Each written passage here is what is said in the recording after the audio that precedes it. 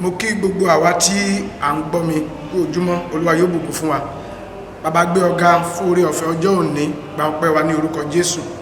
Ẹ̀mí mímọ́ bá wa sọ̀rọ̀ ní èdè tó yé wa, kí a lè mú gbogbo àwọn ará ilé wa tọ̀ wá ní orúkọ Jésù Kristi Olúwa wa. Kókó ọ̀rọ̀ Ọlọ́run tó wà níwájú wa ní ọjọ́ òní, òun ni wíwàásù ìrere ìgbàlà fún àwọn ará ilé wa. Nínú ìwé Hébérù orí 11 ẹsẹ̀ 7 nípa ìgbàgbọ́ ní Nóà nígbàtí Ọlọ́run kìlọ̀ fún, ó kọ́ ọkọ̀ fún ìgbàlà ilé rẹ̀. Nípa yìí tí Ọlọ́run dá ayé lẹ́bi, ó sì di ajogún òdodo tí í ṣe nípa ìgbàgbọ́. Wíwàásù ìrere ìgbàlà fún àwọn ará ilé wa. Nígbàtí Ọlọ́run sọ fún Nóà wípé gbogbo ilé ayé kún fún ìwà ibi, Ọlọ́run dẹ̀ pinnu láti fi omi pa ayé rẹ́. Nóà ó wàásù fún gbogbo àwọn èèyàn, ó dẹ̀ wàásù fún àwọn ará ilé ẹ̀. Ọkọ̀ ìgbàlà tó ka àwọn ará ilé ẹ̀ gbàgbọ́, òun ìyàwó àti àwọn ọmọ àti àwọn ìyàwó àwọn ọmọ mẹ́ta, wọ́n dẹ̀ di ẹni tó ń di ẹni ìgbàlà tí wọ́n bọ́ kúrò nínú ìparun tí Ọlọ́run fi omi pa ayé rẹ́ ní ìgbà náà. Ọlọ́run sọ nípa ti Ábúráhámù nínú ìwé Genesis orí 18 ẹsẹ̀ 2 àti ẹsẹ̀ 11 pé ìpinnu òun láti pa Sódómù àti Gòmórà run òun ò ní fi pamọ́ fún Ábúráhámù, torí pé òun mọ̀ wípé ó máa pàṣẹ fún àwọn ará ilé ẹ̀ láti pa àṣẹ Ọlọ́run mọ́.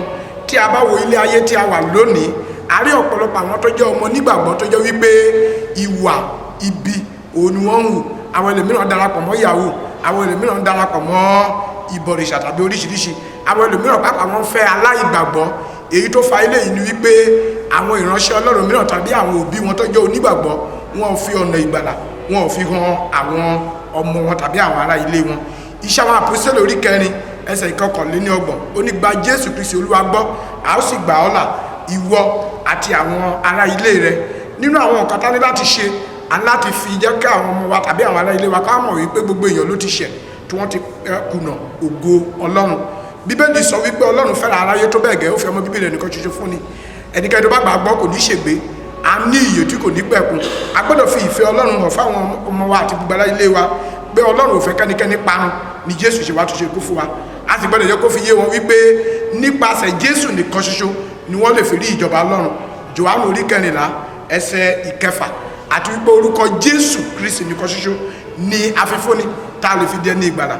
Lákòótán nínú ìwé Róòmù orí 10 ẹsẹ̀ 9 àti 10, a gbọ́dọ̀ jẹ́ káwọn ará ilé wa kọ́ fẹnu wọn jẹ́wọ́ Jésù ní Olúwa àti olùgbàlà wọn, kó sì gbàgbọ́ nínú ọkàn wọn.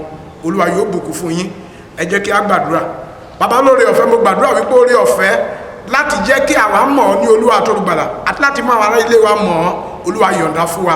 Ní ìkẹyìn kí ìyà tí Kristi jẹ kó má bàa jẹ́ sí asán, ká lè bá ọ jọba ní orúkọ Jésù Kristi Olúwa wa. Àmín.